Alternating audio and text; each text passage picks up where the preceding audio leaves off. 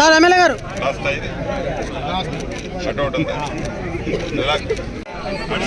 Sir okay sir. ఈరోజు ఇల్లెందు మున్సిపాలిటీలో 26వ తారీఖుతో 5 సంవత్సరాలు పూర్తవుతున్న సందర్భంగా చివరి మున్సిపల్ సమావేశం జరుపుకోవడం జరిగింది.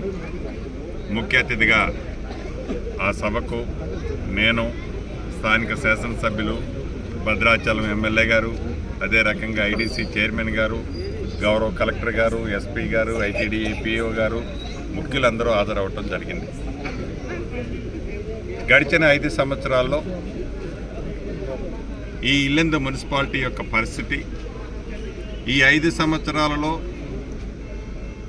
గడిచిన 4 సంవత్సరాల్లో జరిగిన అభివృద్ధి, ఈ సంవత్సరంలో జరిగిన అభివృద్ధి మీద చాలా క్షుణ్ణంగా, వివరంగా, విపులంగా చర్చించడం జరిగింది. ఏది ఏమైనా ఇందిరమ్మ రాజ్యంలో తెలంగాణ ప్రజలకి ఏ భరోసా అయితే దొరుకుతుందని నమ్మి తెలంగాణ రాష్ట్ర ప్రజలు ఇందిరమ్మ రాజ్యాన్ని తెచ్చుకున్నారో ఆ భరోసాన్ని గౌరవ ముఖ్యమంత్రి రేవంత్ రెడ్డి గారి నాయకత్వంలోని మన ఇందిరమ్మ ప్రభుత్వం ఈనాడు ఇస్తుంది. ఇందిరమ్మ రాజ్యం వచ్చి 1 సంవత్సరం పూర్తి చేసుకుని 2వ సంవత్సరంలోకి అడుగు పెట్టాం.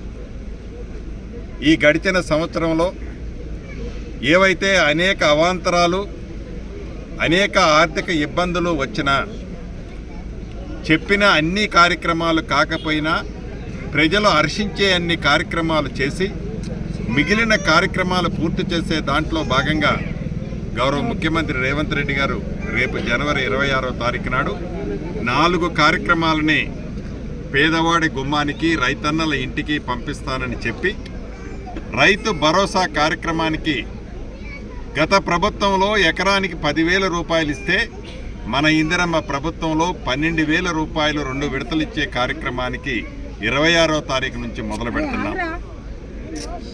అది కూడా గత ప్రభుత్వంలో లాగా చెరువులు, కొండలు, గుట్టలు, వాగులు, వంకలు, రియల్ ఎస్టేట్ ఆసాములకి కాకుండా ఎవరైతే పంట పండించే పంటకి యోగ్యమైన ప్రతి ఎకరాకి ఇవ్వాలన్నది, పేదవాడి కష్టంతో సంపాదించిన ప్రతి రూపాయిని విలువగా రైతన్నకి ఇవ్వాలన్నదే మన ఇందిరమ్మ ప్రభుత్వం యొక్క ఆలోచన.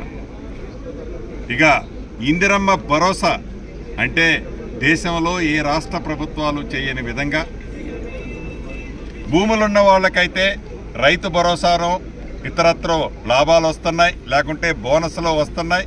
భూమి లేని నిరుపేద కుటుంబాలకి ఎన్నికల మేనిఫెస్టోలో చెప్పిన విధంగా సంవత్సరానికి 12,000 రూపాయల చొప్పున 2 విడతలకు ఇచ్చే కార్యక్రమాన్ని మన ఇందిరమ్మ ప్రభుత్వంలో రేపు 26వ తారీఖు నాడు ప్రతి కుటుంబానికి 12,000 రూపాయలు, 6,000 ప్లస్ 6,000 చొప్పున ఇచ్చే కార్యక్రమానికి శ్రీకారం చుడుతున్నాం.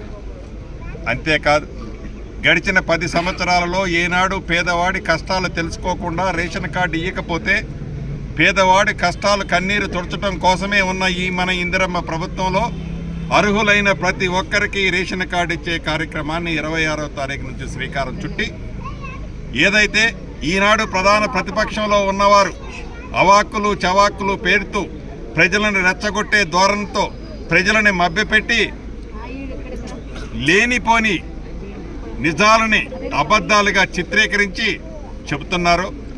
అలా కాకుండా అర్హులైన ప్రతి పేదవాళ్ళకి అప్లికేషన్ చేసుకున్నా చేయకపోయినా నిన్న గ్రామ సభల్లో ఇచ్చిన అప్లికేషన్నే, తెల్ల కాగితం ముక్కనే అప్లికేషన్గా సేకరించి అర్హులైన ప్రతి ఒక్కరికి తెల్ల రేషన్ కార్డు ఇచ్చే కార్యక్రమాన్ని మన ఇందిరమ్మ ప్రభుత్వంలో గౌరవ ముఖ్యమంత్రి రేవంత్ రెడ్డి గారి నాయకత్వంలో ఆ శాఖ మంత్రివర్యులు ఉత్తమ్ కుమార్ రెడ్డి గారి ఆధ్వర్యంలో ఇచ్చుకోబోతున్నాం.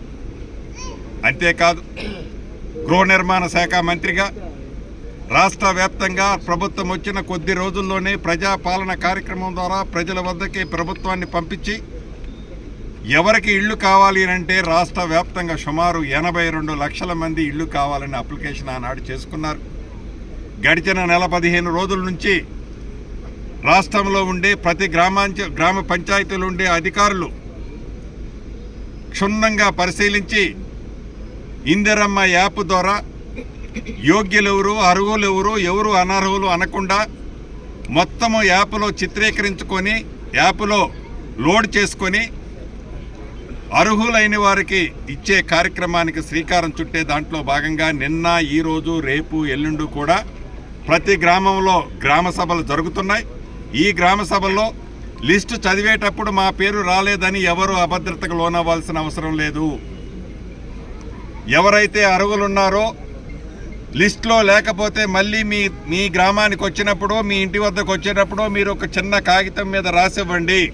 దాన్నే అప్లికేషన్గా మన ఇందిరమ్మ ప్రభుత్వంలో సేకరించి అర్హులైన ప్రతి ఒక్కరికి ఇందిరమ్మ ఇల్లు కూడా ఇచ్చే కార్యక్రమం మొదటి విడతలో ఈ రాష్ట్రంలో 4.5 లక్షల ఇళ్ళు ఇచ్చే కార్యక్రమం ప్రతి నియోజకవర్గానికి 3,500 చొప్పున ఎస్సీ ఎస్టీ కాన్స్టిట్యున్సీల్లో అదనంగా ఇచ్చే కార్యక్రమాన్ని గౌరవ ముఖ్యమంత్రి గారు ఇంతకుముందే ప్రకటించారు. గతంలోనే దాన్ని ఇంప్లిమెంట్ చేసే కార్యక్రమం 26వ తారీఖు నుంచి శ్రీకారం చుడుతున్నాం.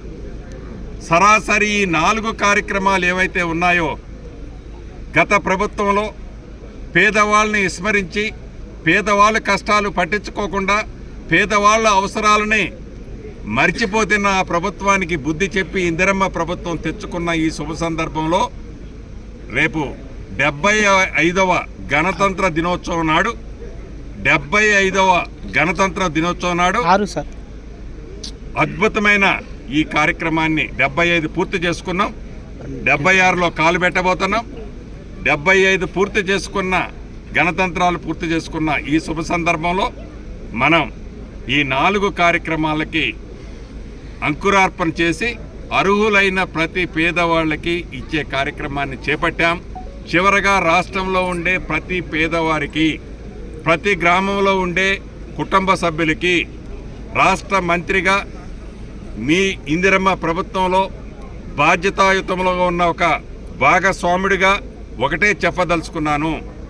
అర్హులైన పేదవాళ్ళు ఎవరైతే ఉన్నారో ఏ పైరవీ లేకుండా, ఏ ప్రోద్బలబాలు లేకుండా అర్హులైన పేదవాళ్ళకి అప్లికేషన్లో ఎక్కడైనా మిస్ అయినా మీరు అప్లై చేసినా యాక్సెప్ట్ చేస్తామని చెబుతూ